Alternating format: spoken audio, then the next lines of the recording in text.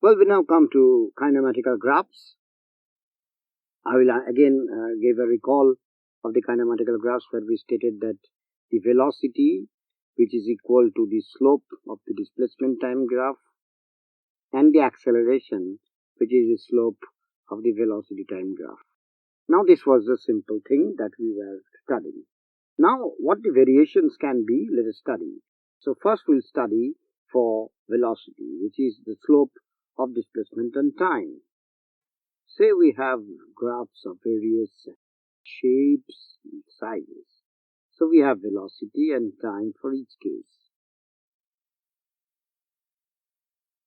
We have velocity and time for each case. Now, when I put this velocity like this, then you can understand that the slope here is same as the slope here. So as the slope remains constant, we say that this is a graph where the velocity remains constant. So when I'm drawing a line like this, you can see that the slope at any point I'm drawing here or there, you can find distinctly that the slope increasing. So I can say that this is a case of increasing velocity. Similarly, for a slope like this, I can say it is a case of decreasing velocity, and for this, my dear students, what we can say that this is a case of what? This is a case of constant velocity where the displacement is zero, so the particle is at rest here.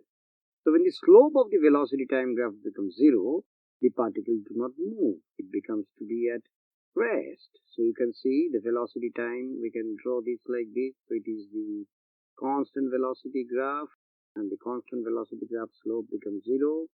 So as v is equal to ds dt, so we can say that when this v is zero, this s is constant. So we say that the displacement is constant, that is, it is at rest. So now let us try to analyze the same set of things for acceleration. So when you consider for acceleration, firstly you have two things for acceleration. One is that the slope can be a positive one and can be a negative one like this.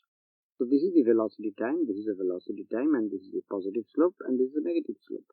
So that implies that this is acceleration, the positive acceleration, while this is retardation. I hope students you understand that retardation is nothing but negative acceleration, which implies a negative slope. And apart from that, in acceleration, we have graphs like this. So this is a case of constant acceleration.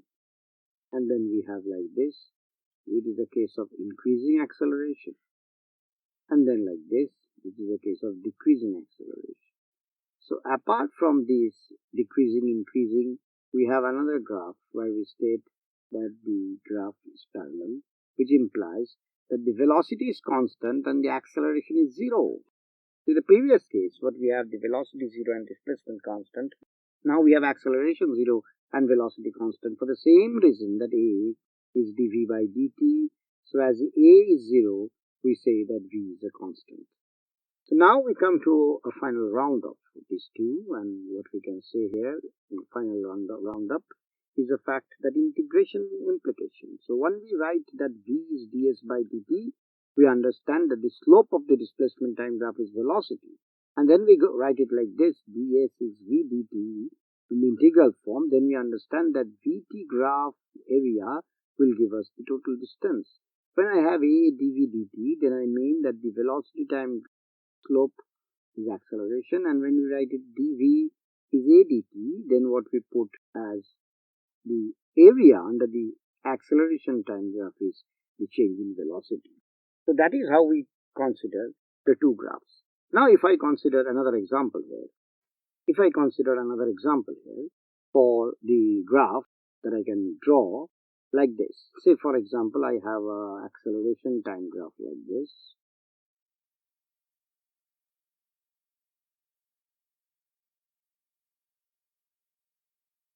And I ask you to draw a velocity time for it.